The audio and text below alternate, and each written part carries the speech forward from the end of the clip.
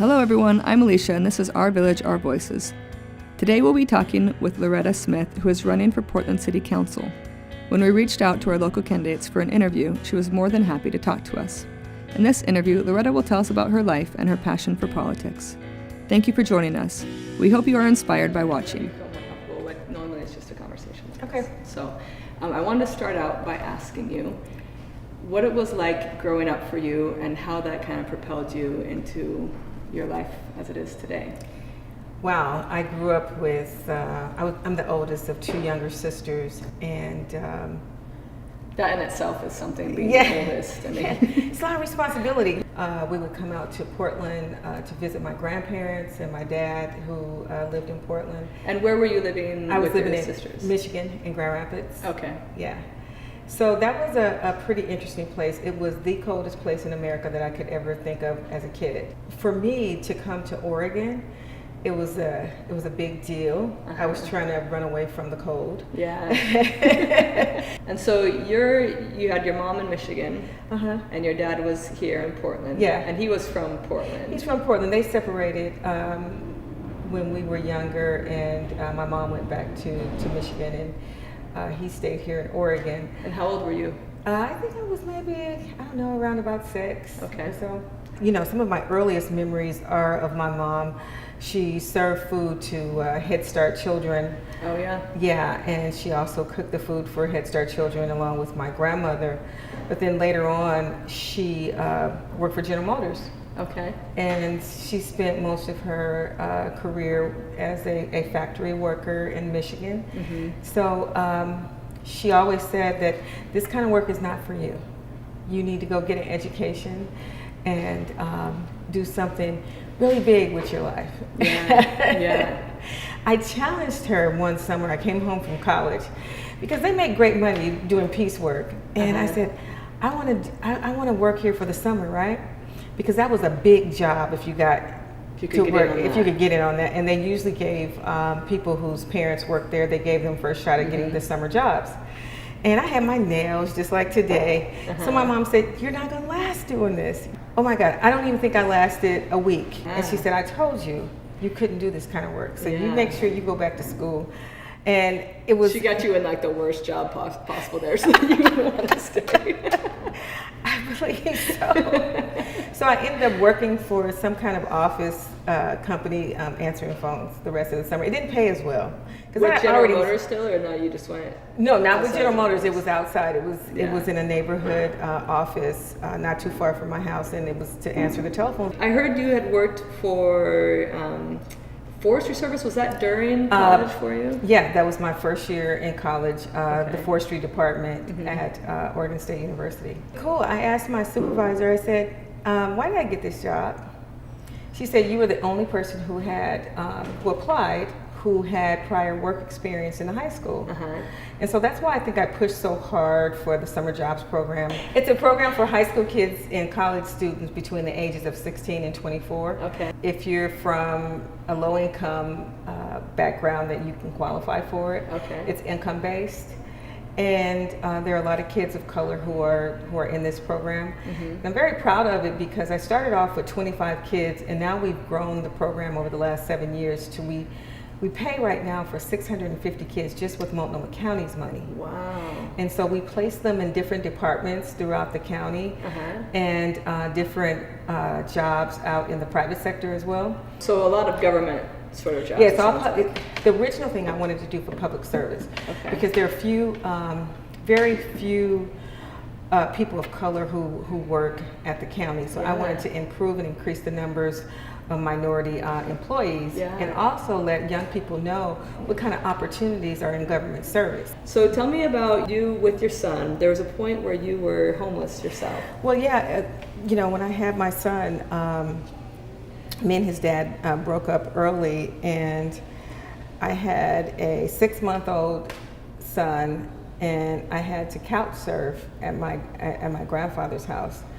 And with the 6-month-old with the 6-month-old baby. Were you in school at this time, or nope, you're working? I had graduated. I had a job. I had just gotten a job at the senator's office. I think I had been there a year. Particularly in black communities, we couch surf a lot. You can stay with a relative here for 2 weeks. to the next one, you get on their nerves, and then you go to the next relative. Switch back around. Switch back. And in many cases, you end up back at your grandparents because they're the only ones who are going to love you regardless of whatever's going on. Right. No, and so I was able to get housing after some time, but having a little kid, and it's scary. It's really scary.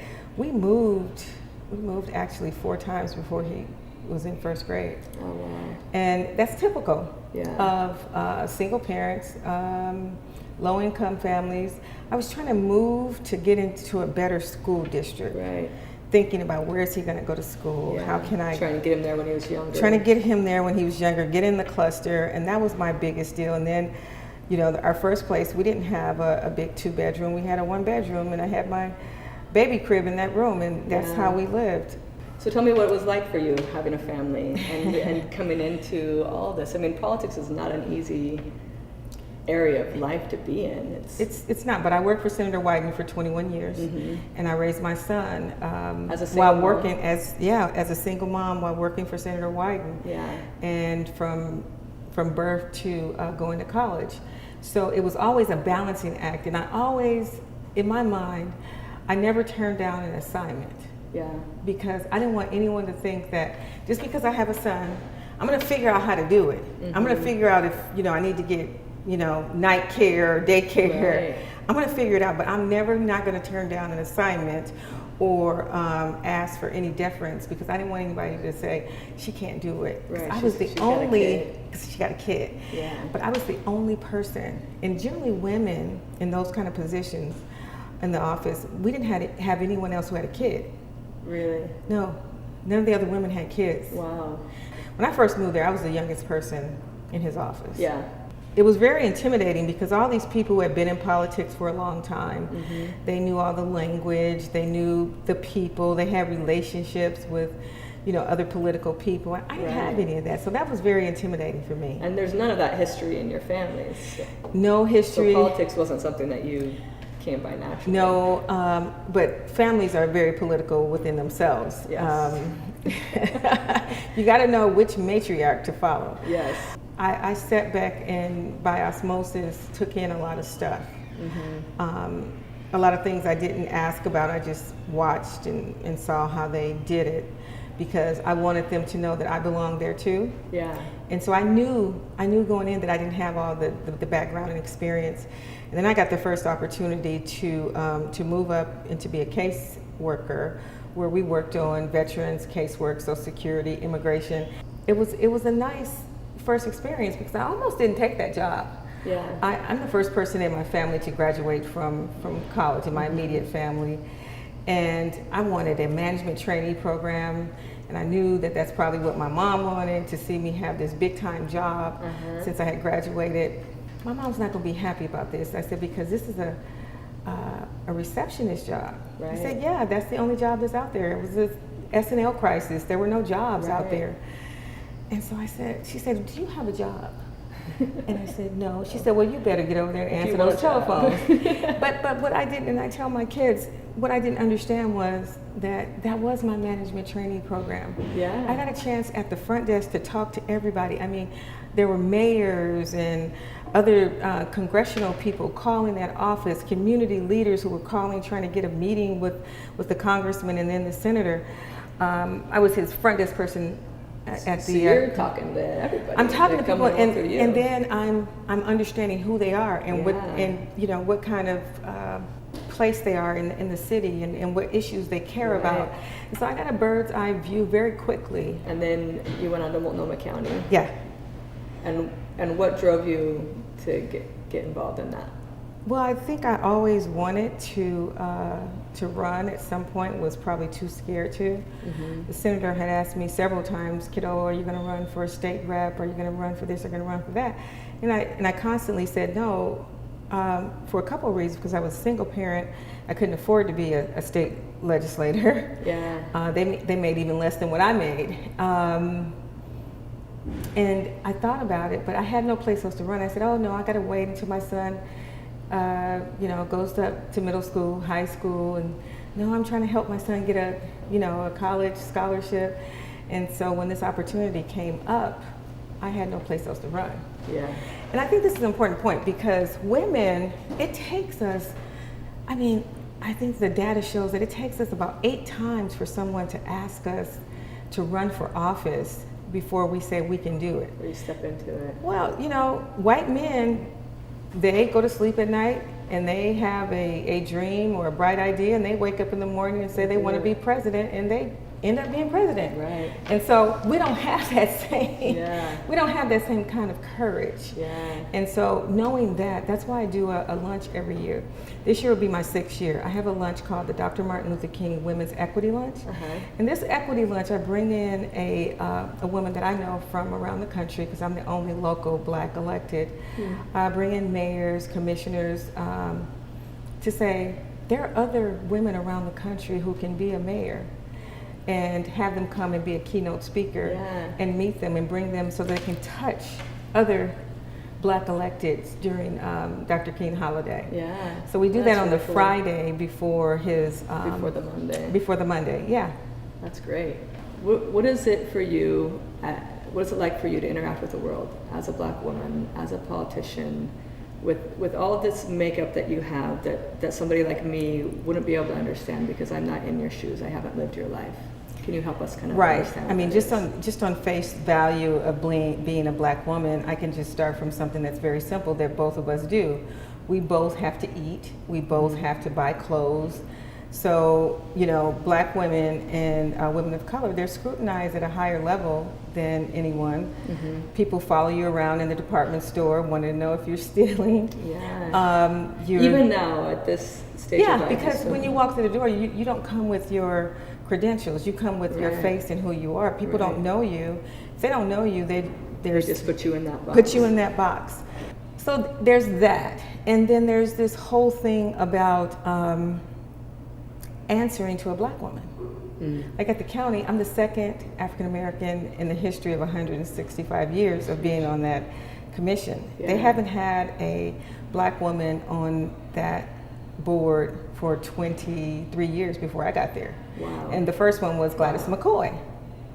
So when you're used to doing business and when you have, whether it's conscious or unconscious implicit bias, if you're not used to a Black woman asking you for information, you may say, oh, she's bullying me. But no, I have the fiduciary responsibility to identify where the resources are going and to make sure that they're being spent the way they're supposed to be spent. But they don't look at it like that. Everyone else has that, but not you. So you're a Black woman. Yes. Running for Portland City Council. Yes. Against another Black woman. This will be the first time that a Black woman will be sitting in the court because one of you is going to win. Yeah. So what is that going to mean for Portland? It's going to mean a whole lot. For sure, young women will now be able to say that this is something they want to aspire to be. Yeah.